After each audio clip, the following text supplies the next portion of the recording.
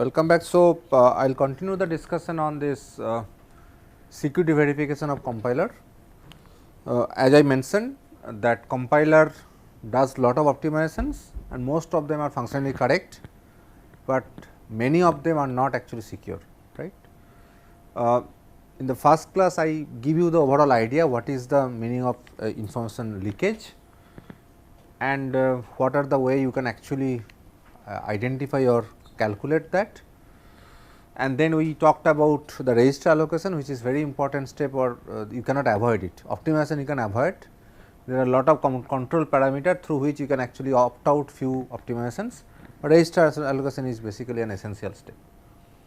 So, now what I am going to talk about is this quantifying information leakage for security verification of compile optimization. So, as the name suggests, it is the quantification, right.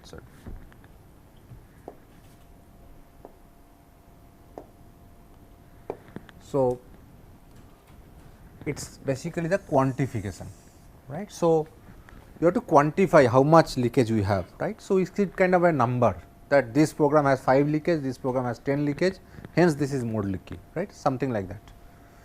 So, this is what we are going to do and it is basically independent of the compiler optimization. That was kind of our idea, right. We will not try to make every compiler optimization secure, but we will try to apply all optimizations and see what is the outcome and we will quantify and identify and then we will basically do some kind of postfix.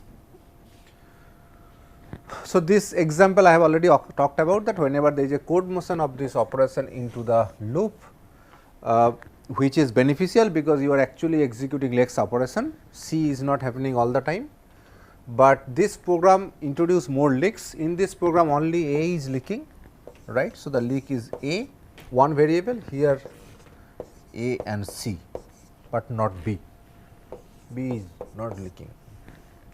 So, we need kind of a method that can identify all those things, right. This is what is our, so here total leak is 1, here total leak is 2, right. So, we need kind of a quantification of information leakage mechanism, which is basically has these steps. I will talk about each of them. So, you need basically a method to store them, a way to store them. So, we use that term called leak propagation vector, which is a very simple thing I will talk about. You need this implicit analysis for if else, you need to calculate for loop and then you need a proper method to calculate for the entire program, right. So, this is the kind of idea. So, so once you give a program, if you represent it in a CDFG flow like this, you can actually execute it and you can see what is the leakage, right. That is the normal way of doing it. But because this program has many branches, many loops and all, the number of traces is very high, right. The number of traces, what does it mean? If you give one value here, it will go through some way, right. Probably it will loop here for 3 times and then it will go out. So, this is one trace, this is one trace. So, if you give another value, probably you will have get another trace, right, and based on the number of if else block, number of loop, the limit of the loop or the bound of the loop, the number of trace in a program can be very, very high. So, in general, if you try to develop a method which will identify all trace and see whether there is a leak in the program, in that particular trace, that method is not viable, right, because of too many traces. So, what we did is actually we basically did the same thing with divide and conquer approach. So, instead of identifying all traces, which is a very exponential number, we insert cut points, we break the behavior into small part, right, by introducing cut points, and since the branch point and the loop points is our point of concern. So, we will mark those state as the cut points, any branching point or the loop points, and we will see what, and then we will identify the path between the cut points, right. So, for example, in my example these 3 are the starting node is the cut points, any branching node is cut point and this is the loop starting point is a cut point. So, there are 3 cut points and I identify the path, this is one path, this is another path, this is another path, this is another, this is one path, this is another path, right, and this is another path. So, I will identify the paths and I will identify what are the paths between cut points, right. So, these are the paths between cut points without having an intermediate cut points, just between the cut points without having some cut point in between. It is a finite number, right, and I will play with this path to identify the overall leak of the program. Okay. So, this is the divide and conquer approach we are taking instead of identifying all traces, which is not possible. Here the number of paths you see, you have only 5 paths here, right, 1, 2, 3, 4, 5, I have marked them, but in this trace there may be 5000 traces, right, based on the number of times the loop execute. So, we will now try to identify the leak using these 5 paths only. Okay. Understood? But the question is that if I given one path, how do you determine, or how do you, yes please.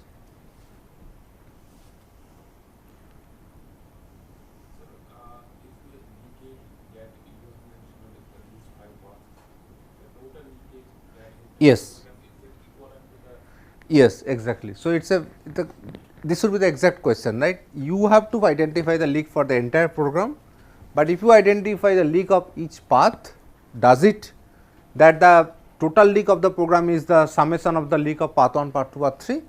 The answer is no. You need some other method which will only use the leak of the path to calculate the overall thing. Okay. So, what we will do is that we will first find out the leak of the path, then we will develop a method that will use this information of the leakage of the path, combine them in a different way to identify the overall leakage, but it will be some factor of those. Okay.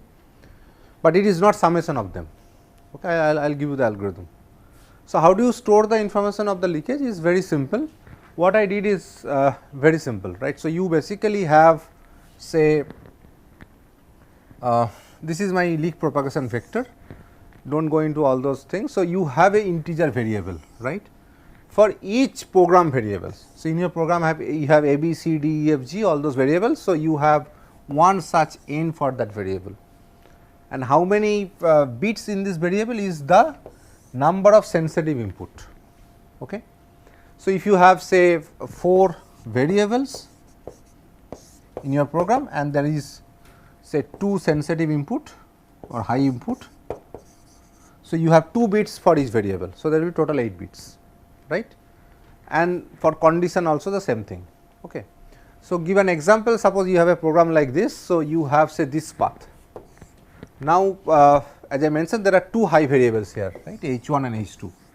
So, the value will be 2 bits, right. So, for x I have 2 bits, for y I have 2 bits, for u I have 2 bits, v I have 2 bits, and so on I and j. So, I have variable in the program, if you look into this x, u, v and all, x, y, u, v, I and all, there are 2 high inputs. So, we keep 2 bits corresponding to each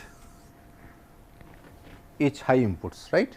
So, if this become 1 and 0, that means x is leaking H1, right. If this became 0, 1, that means y is leaking H2, and it is 0, 0, that means it is u is not leaking either H1 or H2. So, this is how I can capture the information. Understood? Okay. So, this is exactly, if you now look into this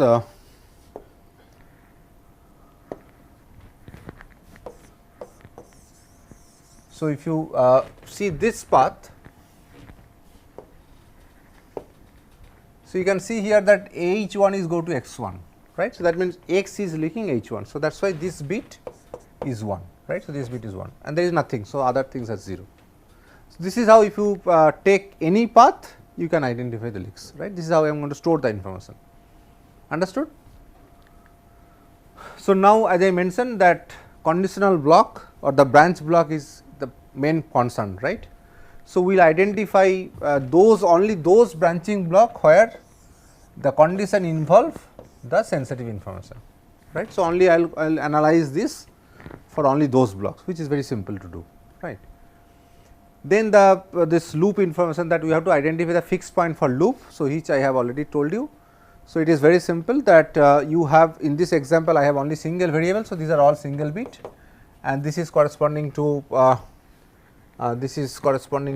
A, this is corresponding to B and this is x and I, right. So, in the first iteration your A is leaking. So, this become 1. In the second iteration A is propagating to B. So, this both become 1, and in third iteration no further bit becoming 1. So, I will say that this is the total leak, that means A and B is leaking H, right. This is how we will identify the fixed point. So, we will identify that this is my fixed point. So, now given a path I can calculate all those things, right. This is very simple. Now, to answer your question, I need to find out the overall leak of the program, not the path, right. So, what I am going to do is that I will start from the start state, I will find the explicit and implicit leak of the path, and then I will propagate that information to the subsequent path, right.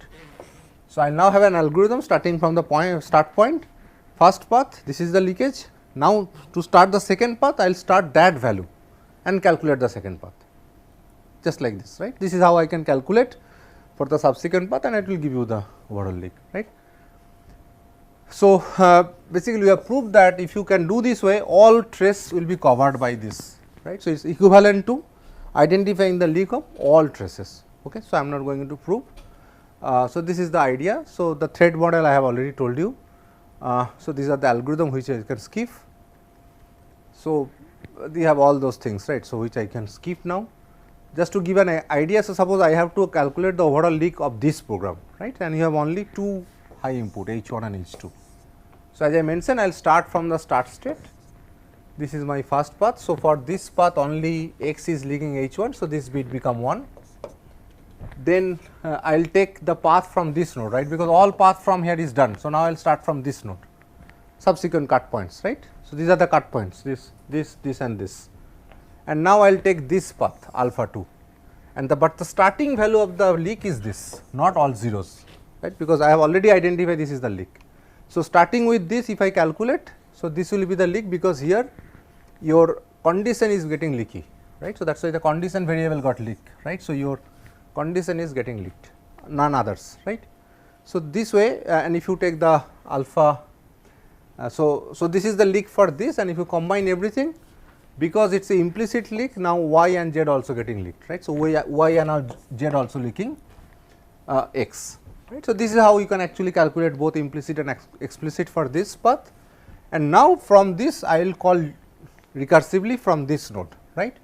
Now, I will take this path, because I have to go this way, DFS way, and now for this is my starting point of leak, and I will see there is a H2 also getting assigned. So, if you assign this, so now the other bit also getting leaked, right. So, now A is leaking H2, and if you combine this, you will get this is the overall leak.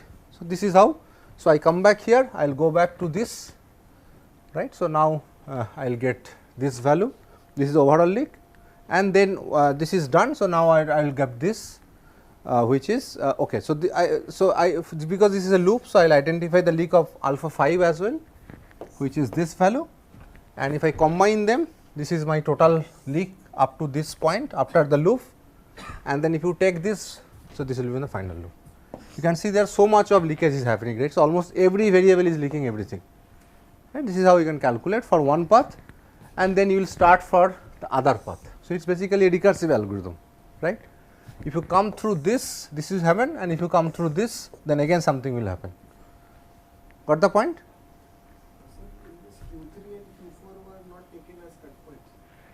No.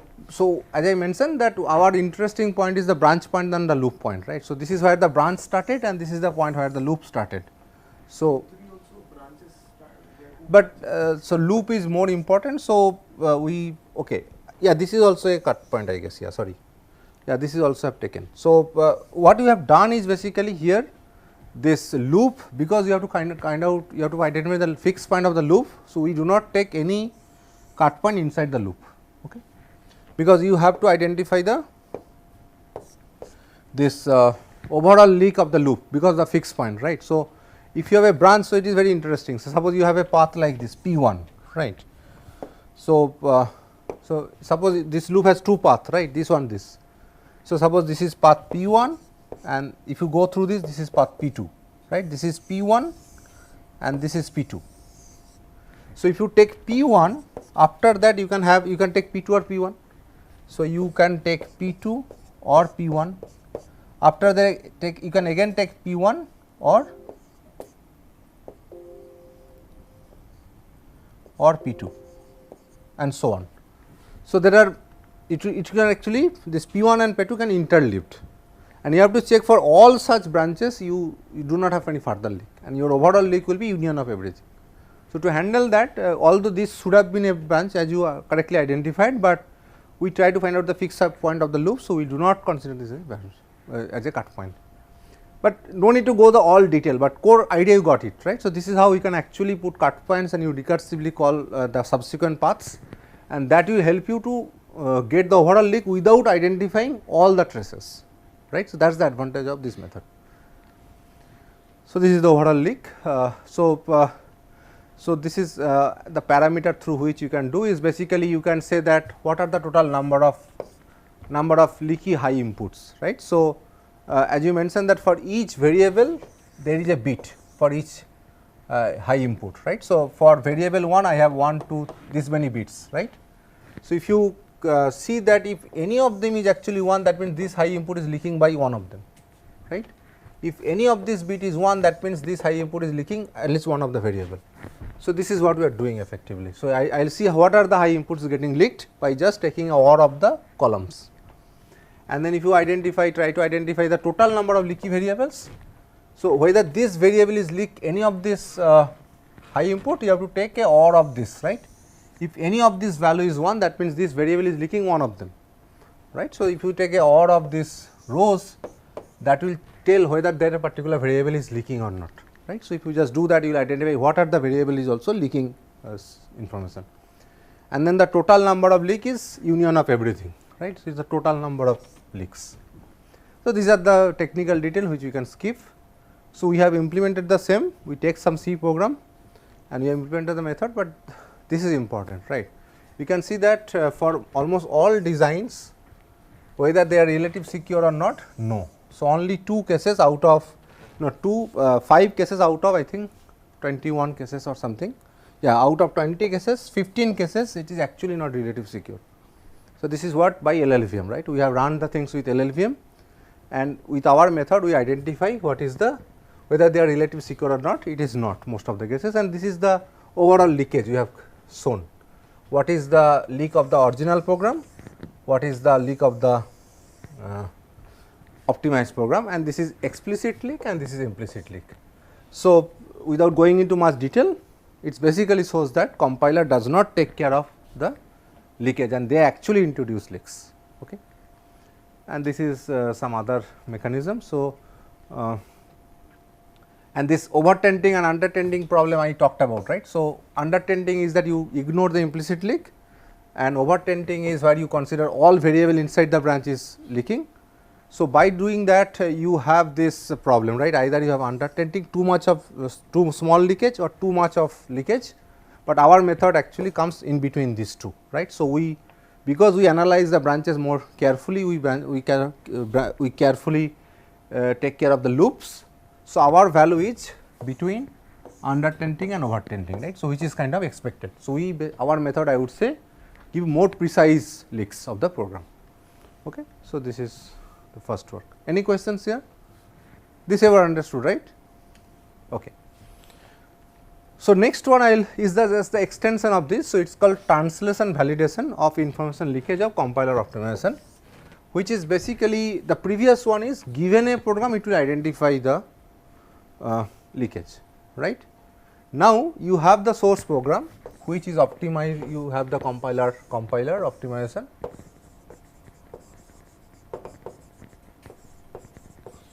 you get the transform program. So, our ultimate objective is to check whether this is relative secure to this or not, right. So, T is relatively secure to S or not, right. This is the question. So, how can I use the previous method to check that? We have a method so far we have discussed, where we given a program it will take this is the total leak, right. Now, I have two versions of the program, this is the source program and this is the optimized program, and I have to check whether the number of leakage in T is less than or equal to S or not, right. That is what I have to prove. So, how can I use the previous method to do that? So, I mean previous method what it does, whatever I just discussed here is basically it takes a program, give you the total leak, right. So, what I will do, I can do that, I identify the leak here, and the vector is some number, right, and whatever the parameter I was talking about. So, you can get the number by this, right. So, this is the total number of leaks. So, this is the some integer number 45, 30 or something like this, and this is how I got these numbers, right. If in this table I have seen that the 5, 13 I have give this number, it is not a vector, it is basically the number of leaks, right. So, what I can do is I can just apply that method to this, apply to this method, and I will say probably I will get here 50, I got here 45. So, I will say this is more leaky, right. So, something like this. So, that can be one approach, you got my point. Or can I have a different method, right. So, where I can take S and T together, right, and I will check together. What is the advantage of checking together? So, previous method only tell yes or no, they are relative secure or not, right. It will just tell that your transform program is not as good as the source program, but it will not localize or identify the point of concern, right. So, that is very important thing to do, because you want to do post fix that, oh, this is the path where the problem is coming. So, I will do something here so that leak is gone, and most of the time leakage is basically erase the value, right. So, that is the simple idea. So, although my previous method can be done that I apply here and I compare, but it does not localize the problem. So, we should have a method where I will take both of them, right. So, I have a method where I will take both S and T together and it will return relative security or not, right. So, it will say yes, it is not relative secure, and also it will give you a path and a path where the problem is, right, or the problematic path.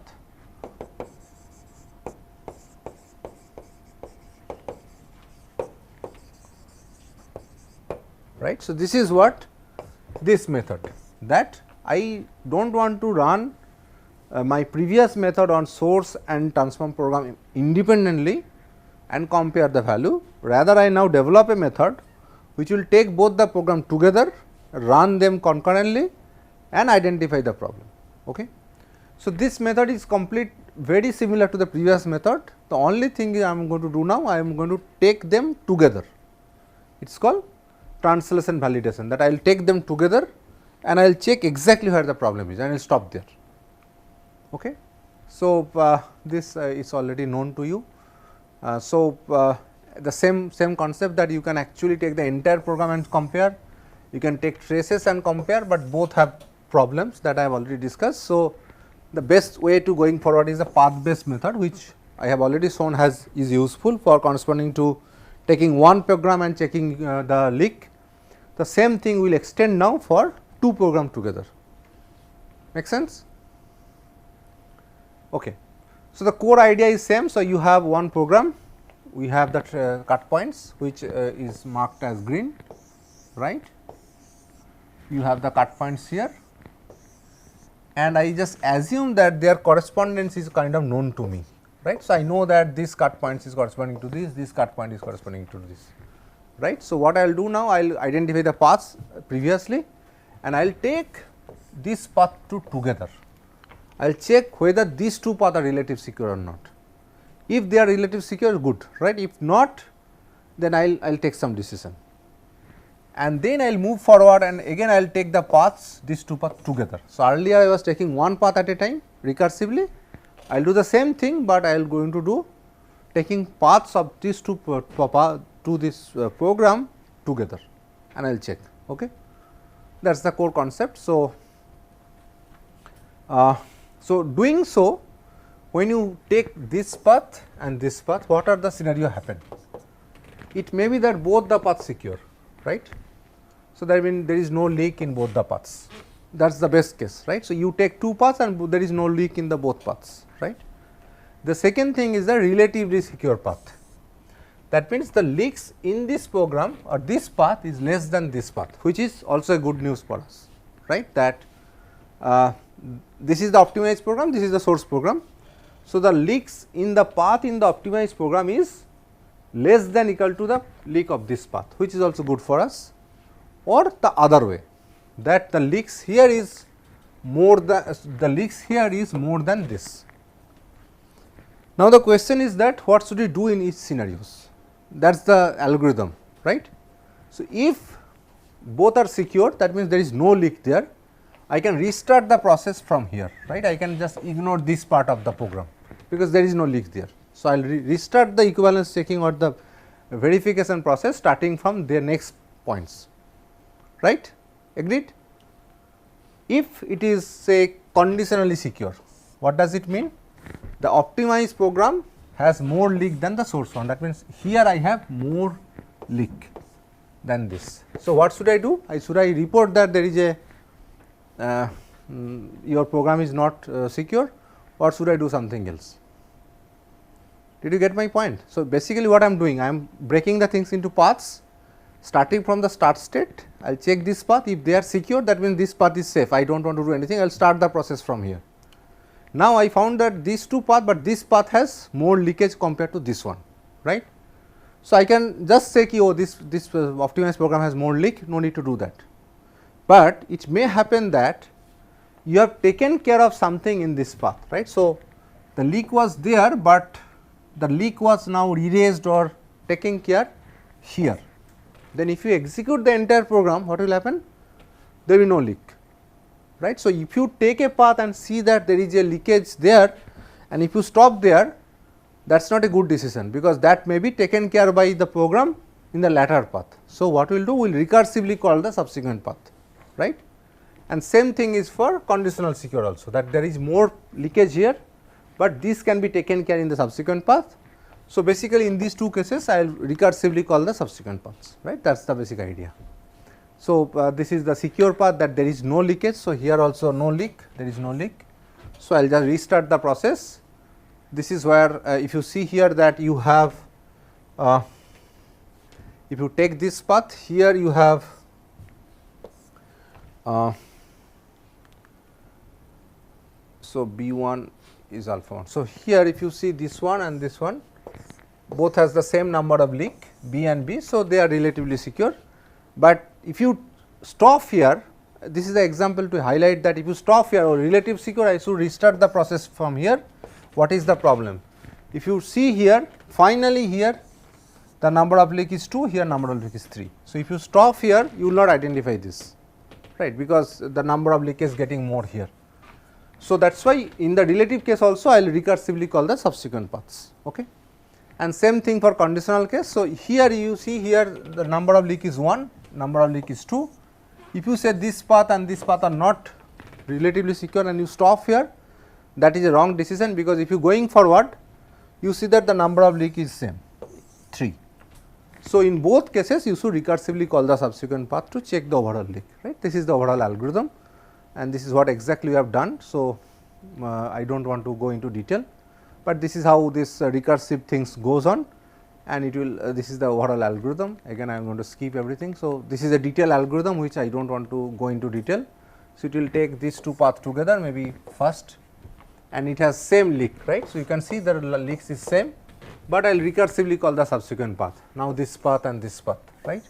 If you calculate, the leaks will, so again it is same. So, it is relatively secure, it is relatively secure. Then I will take the subsequent path, right. I will call recursively, and if you take this recursive call, so we will basically get this leaks and this leaks and so on. So, this is how things will go on, and finally it will give you the final case that they are not relatively secure. You will identify a path. So, if you go into detail, you will identify, you will identify a scenario where the leaks does not matches, okay. But again I do not think we need to go into that detail. We also have done something to, because there are a lot of recursive calls, it will take a lot of time, right. So, to reduce that, we have done something kind of look ahead property, that whenever you check there is a usage here, then only I will call the recursive function, right. So, for example, if you see here, if you find that there is the leakage is not same here, right, and in this variable is never used later. So, it will not be overwritten, right. So, that means Even if you recursively call, that will not stop thing, right. So, then you should not call recursively, right. So, that look ahead thing we have also take care, so that the number of recursive call is reduced, and that actually helps a lot. So, this detail I will not go, and then again we have implemented and we have checked for one Spark tool, and again the similar kind of results you identify that you take this benchmark and most of the cases they are not relatively secure, right. This is the result corresponding to this how much recursive call we are able to reduce, right. So, for example, for this one the number of recursive call was kind of 120, that reduced to 50 or 60, something like this. So, the look ahead property actually reduced the runtime by a lot, okay, because unnecessary you are calling recursively which has no impact. So, those recursive calls are unnecessary. So, even this the recursive actually reduce the runtime also, right. This is the runtime. So, this look ahead property was useful, okay. Understood the basic concept. So, the final work that I am going to talk about here is how do I do the same thing with model checking, okay. The model checking thing Professor Mishra introduced, that what is this model checking is you have a model, right, of a program, you give a property. So, it will give you yes, this property satisfies here, M satisfies P, right, property, or it will give you a no with a counter example.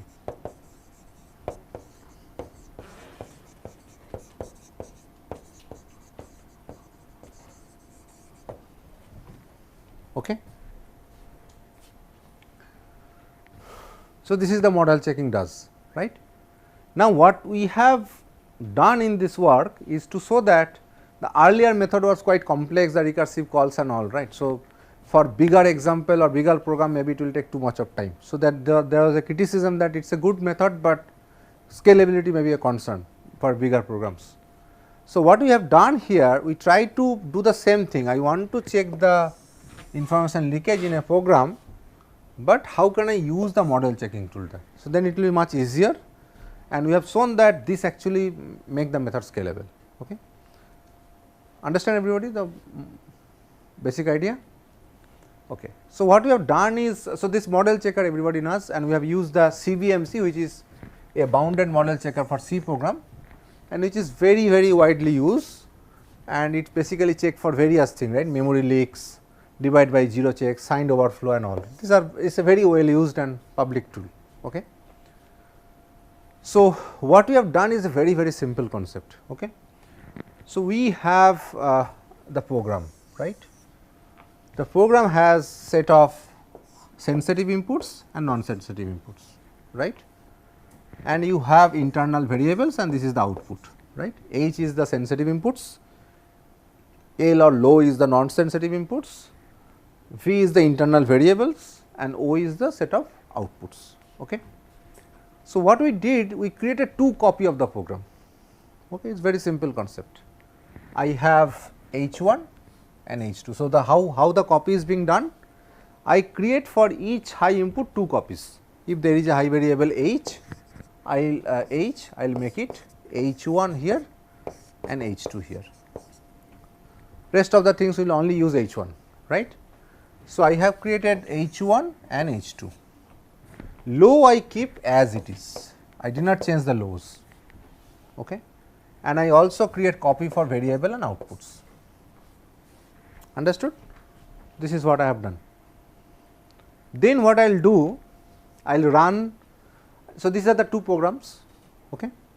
And at the end I will just check if H1 is not equal to H2. That means, if I give two sensitive input, two different value of the two different value for this sensitive input H, does your variables and outputs are same. It is a very simple, but very powerful concept. I am repeating again. So, I have one program just like the program I have shown earlier.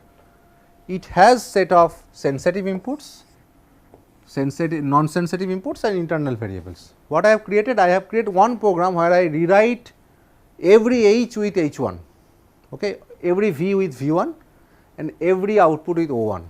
Okay, I will give a concrete example. And the second program, I replace all H with H2, all V with V2, and all O with O2. So, I have two programs, but low I keep it same. And then I ask this question to the model checker. This is my property, that if H1 not equal to H2, that means if I give two different value to this program, right, internally it means that if I give two different value to this program of phi, but the same value of L, that means L is not impacting anybody, it is the same value. I am excluding L from the entire computation effectively, right. Does the value of any variable or output is different, right. So, if I ask they are equal, if it is say no, that means it will say no, for this input their value is different. What does it mean effectively? That means this high input is impacting those variables, that is why their value is different. Did you get my point? Yes. But if it is different, doesn't that mean there is a functional modification in the program? No, it is the same program, right. So, only thing is that I am giving two values. It is basically, that means there is a information flow from the high to this value, that is why the value of that variable getting changed, because I am giving two different values. If they are independent, say for example, if I take an example, right. So, suppose you have H is input and you have x equal to H and y equal to B plus C, right. So, this program has input H and B and C, right. So, in this case, if I give two value of H, H1 and H2, I will get a different value of x1, x2 for x, but it will not impact y, because I am giving the same value of low variables. So, if I get two different value for this x, that means there must be a path from H to x which is impacting x, right. This is what is happening here, right. So, this is exactly we have done, we create the two copy of the program and give it to CVMC with this property, and it will tell you how many leaks are there, for how many variables this property fails, those are the leaks, right, very simple. This is what, so suppose you have this program, what I do, I create a one copy where I rename everything with 1, right, S1, S1, S1 and so on, right. I create another copy, everything is replaced by S2, S2, this is a copy 2. So, from this program I will create copy 1, copy 2, and this is the properties, that if you assume that that H S1 not equal to H S2, that means the high has a two different value, does this variables has same values, because these two program, right, this program will run independently, this will run independently. If both of them has the same value for y, that means y has no relation with H, because they does not depend on H. So, this is will tell you, so total number of leak is number of assertion fail, and that is model checker will do for you, right. So, you do not need to do all the mathematics, all the recursive algorithm that I have done in my previous presentation, it is as simple as that, right. If you know a little bit of parsing, you can write this program in 2 days, you just create a 2 copy and call, it will do this, right. So, in this case it will say total leak is 2, because you can see here that this that x and y for this will fail, and you can actually check that, right. So, you are basically x equal to H, so x is leaking, and then this x is checking here, and in this case the value of y is different, right, it is L1 plus B, it is A plus B, but Z is same. So, Z will not reflect. So, only value of y and x will differ in this case, and that is what exactly comes here, right. The same way, if you want to check the translation validation, I will create, I have two versions of the program. So, I will, so this is all detail how to handle loops, how do you handle functions and all that I am skipping. So, then if you want to do the translation validation, you have two programs, you create 2 copy each, right, you create 2 copy for this program, you create 2 copy for this program and check the same assertions. So, that is all, right. So, you create 2 copy for this, 2 copy for that, and you check the same assertions and it will tell you, right. So, that is all for this part, and this is much simpler, right. You have the source or optimized program, you just have a parser, you create 2 copy, right, and then you say call the CVMC and it will give you the assertions. And this actually gives us lot of, so we are able to run now the bigger examples, right, AES, DES, SHR, SA, all the security benchmark. See, earlier benchmark I have used small benchmarks, right, which I have not revealed earlier. So, now I am revealing that. So, this example none of them work in my previous method, because this is too big program. Now, with this just within seconds, right, not even in seconds I am able to identify all the leaks. So, this is the overall so this is the overall execution time and this is the overall program overall characteristics. So, this is the overall number of line of code and all. So, that is not so important, but this is the leak, right. So, you can see that AES has the source program has 8 leaks, the optimized program has 157 leaks, and this is done by compiler, right. So, you cannot trust the compiler. This is the real result from LLVM. For DES, the source program was having 14 leakage points, it has 66 now. So, but for RSA it is reduced, because RSA is very optimized one and there is not much happened. So, it reduces actually, but most of the cases compiler actually makes your program leaky, and this is for real cryptographic mechanisms, right. Earlier the toy examples, but these are the real programs. So, this shows that the compiler we cannot trust, and specifically you are working in the security domain, you should use a compiler very judiciously. Either you write your own compiler where you exclude all these optimizations, or use this kind of tool to identify whether compiler introduce and then you fix them, right, and you only take the safer version of the program and run on the processor or cryptographic designs or maybe in the IoT device, wherever it is, but we need to be careful about that, right. So, that is all I have for this session. So, this is what we have done in summary, and the future is that we have not all discussed the post fix. The post fix is quite straightforward. If you identify this is the path leaking, you just do something there so that the leak does not propagate, right. So, that is something is our future plan.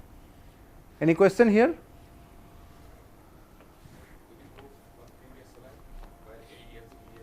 Yeah, please. Yeah.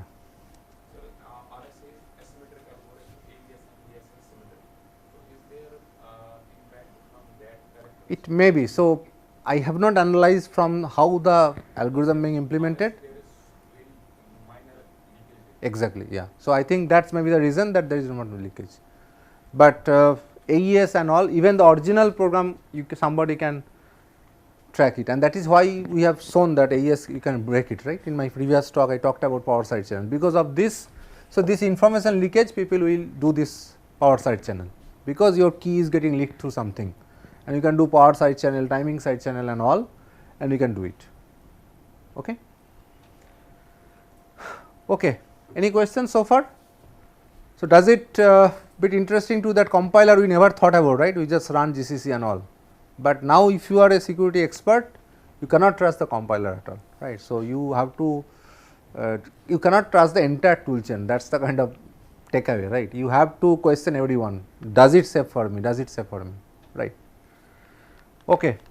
So, this is done. So, this actually spilled over from my previous, I was planning to do everything in 1 hour, it does not happen. So, what I will do now for the second half, the motivation I will motivate you before you go for lunch, okay, and then I will talk about the work in detail in the second half, okay, the IP piracy and all.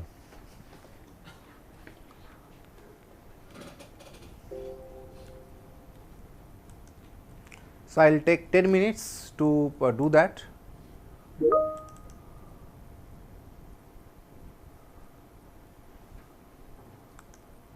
Is there any questions here by the way? If somebody has questions in the online, you can ask directly without in the chat box. I do not know. Is there any question in the online site? I guess no. Okay. So, I have talked about the compiler security, which is a concern. Now, I am going to talk about the security threats in the IC supply chain.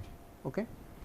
So, this is completely a different perspective. So, the compiler is something where you try to run something on processor, right, but this IC supply chain means what? You try to build your own IC or integrated circuits or the chip that will run your AES, right. So, you do not want to run the AES algorithm on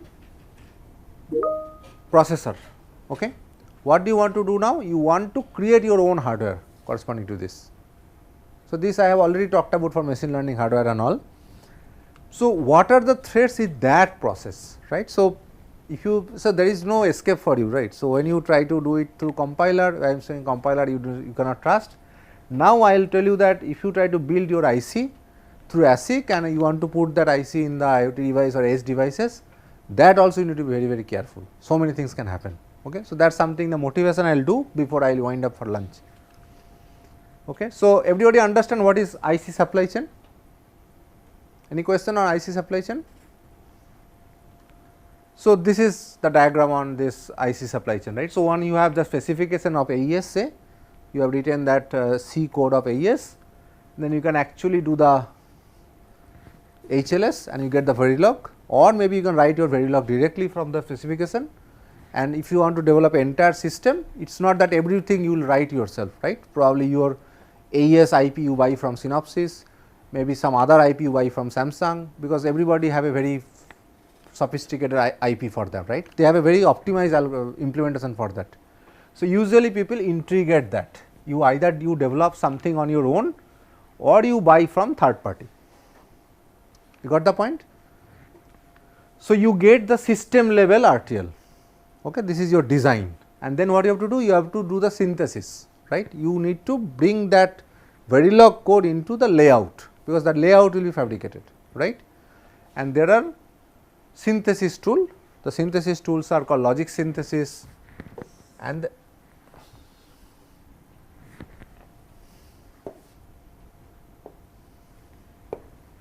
so either you will do logic synthesis or physical synthesis, then you get the layout. Layout is the exact thing that you want to make chip from it, right, and then you give it to fabrication.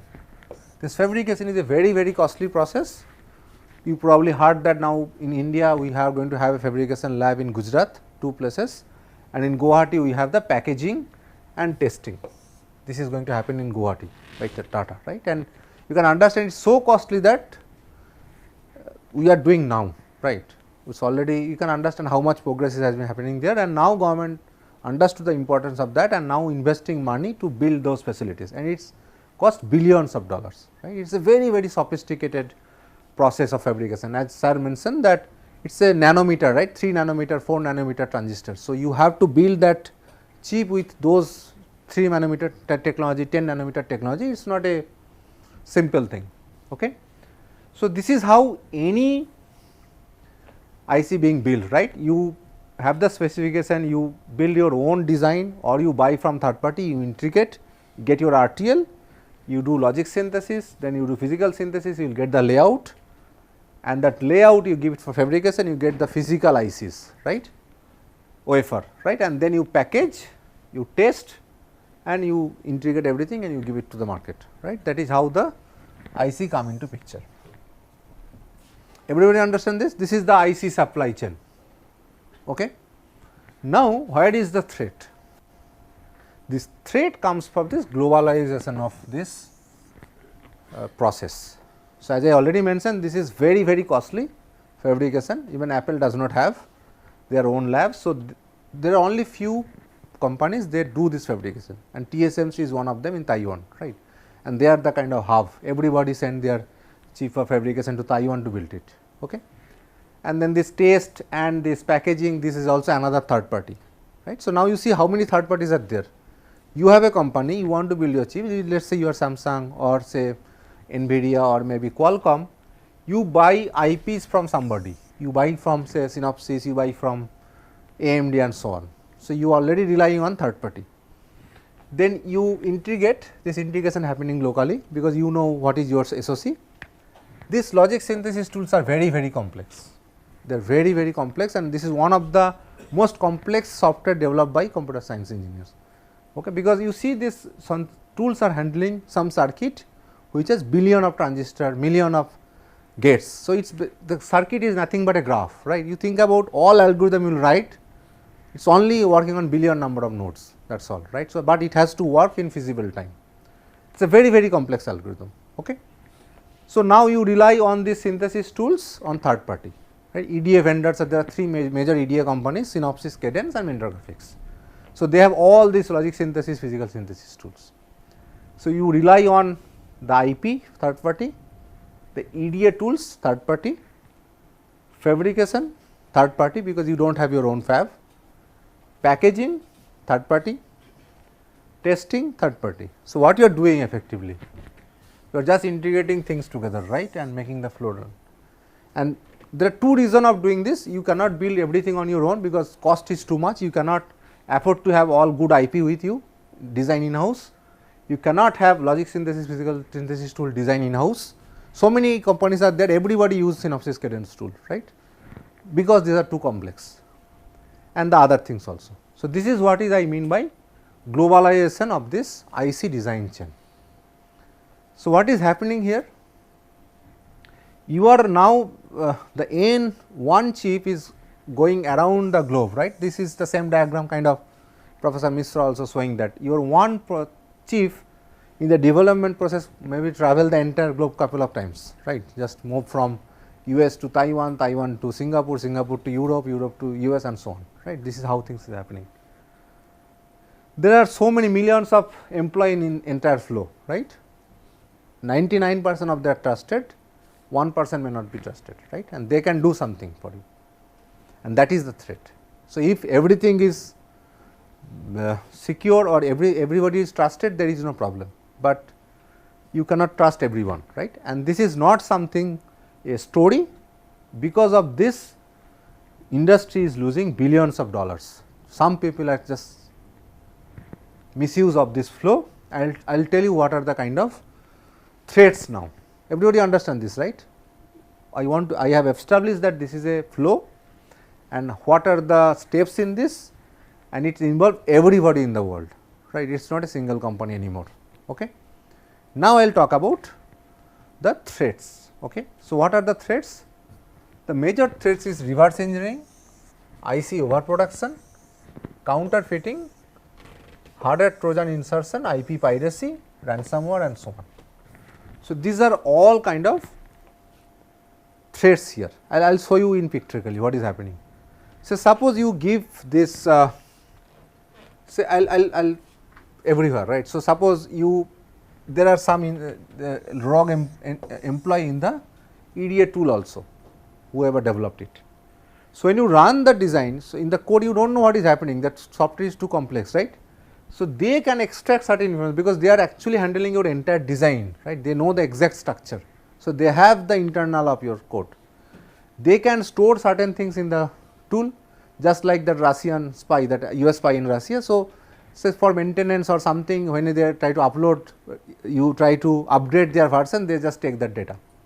It can happen, right. So, this EDS tool provider may also have some bad intention to get internal detail of your tool, and they get those extra information of your design. And this is a very whatever your design, it is basically your proprietary thing, right. You do not want to reveal anything to anybody, right, because you have so much of competition in the world now.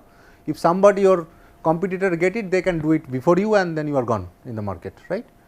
So, this EDA tool can be a problem to you because they can do something. This fabrication, whenever you give this, what they can do, there may be some untrusted person. So, they can create multiple copy, right. What they can do, say you ask for 100 copy, they create 200 copy, they give you back 100 copy they keep it with you. You sell in 1000 in market, they sell in $500 in market, because they have not invested anywhere, right. They get their IP directly. So, that is what is called IC overproduction, and they sell it in the market. When you give it for packaging, you have the IC, right, it is not packaged yet, it is open thing. So, this is the kind of technique that people do. They basically get the IC, they depackage it, they basically do a very high quality imaging, and from this structure they know this is basically a AND gate, this is a OR gate and so on. So, they can get the net list, okay, and they can reconstruct back the net list. So, they get the design basically. Okay.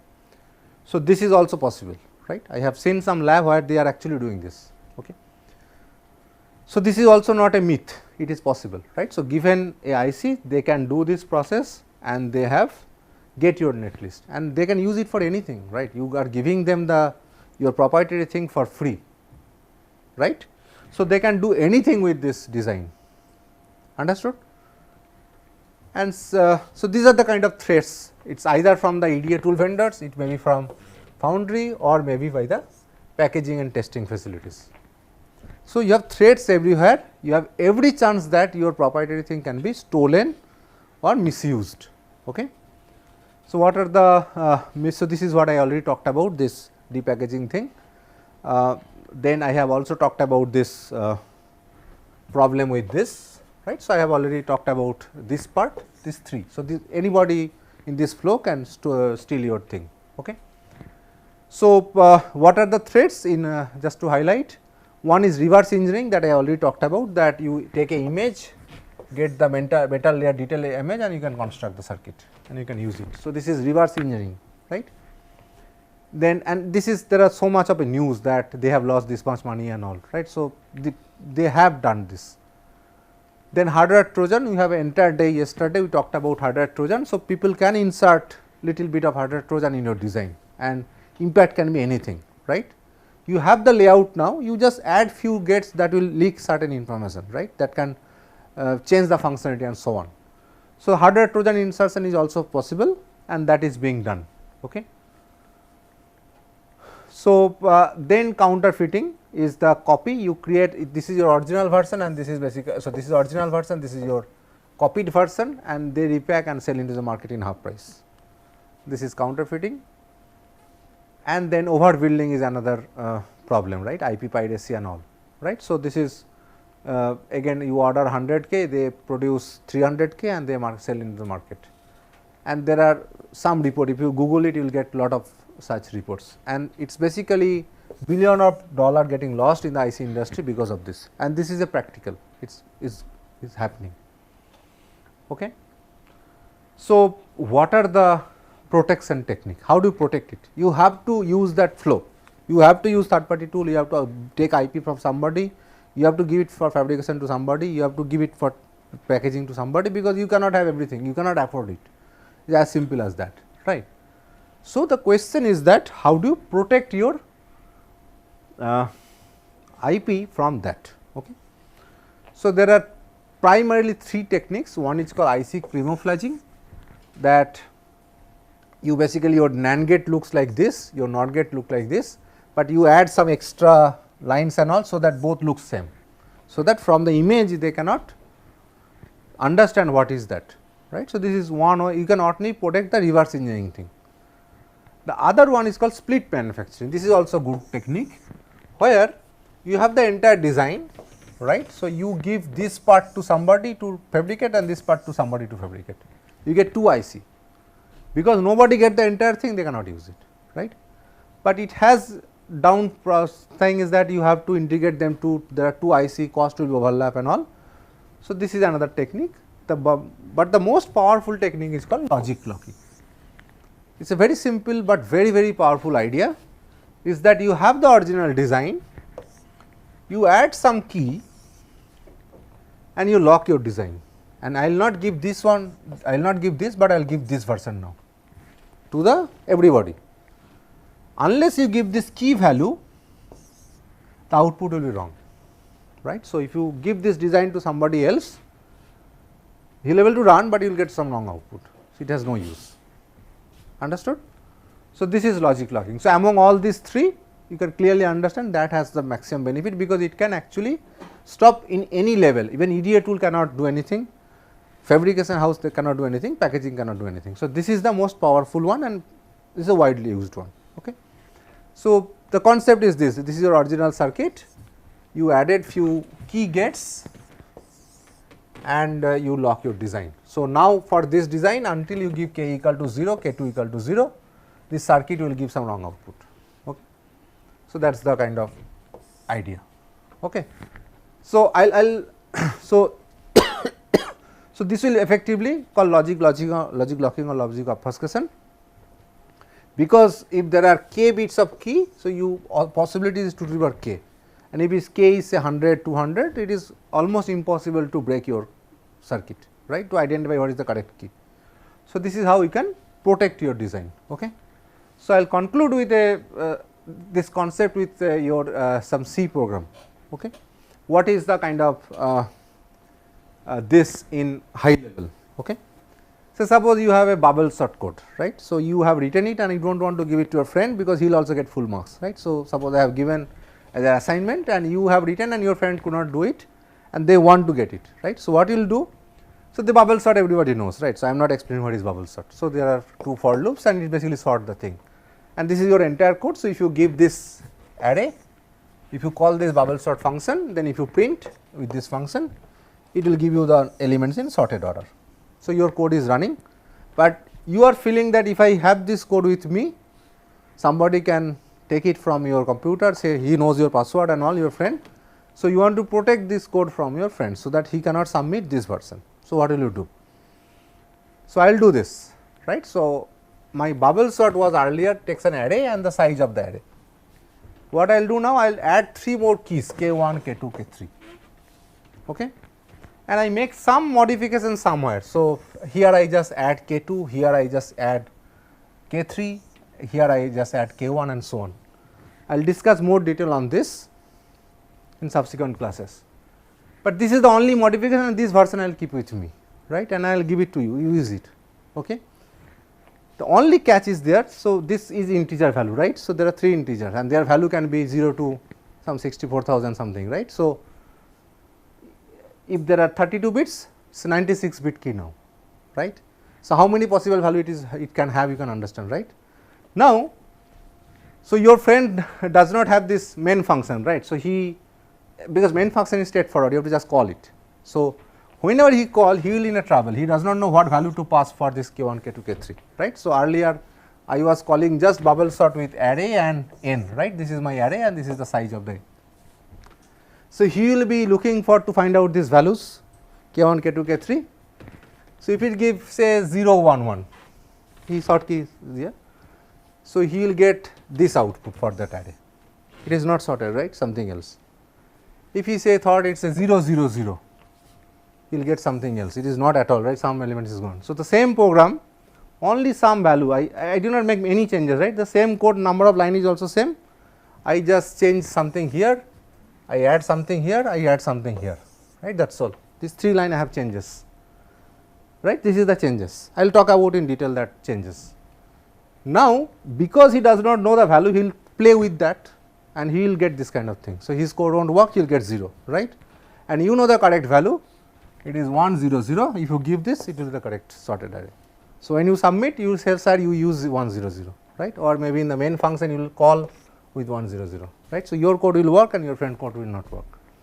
That is the same idea being used in circuits, okay. So, you basically instead of program, you have circuits and whatever the things you are doing is the same thing, that unless you apply 1, 0, 0, the circuit will give something wrong, understood. So, this is what something I will talk about in 2 hours in the next class, right. So, I will talk about how do you lock, what is the impact, and if you lock is it safe, what kind of attack is possible, all those things I will discuss post lunch. Make sense? Enoughly motivated? Good. So, please come back at 2:30, sorry.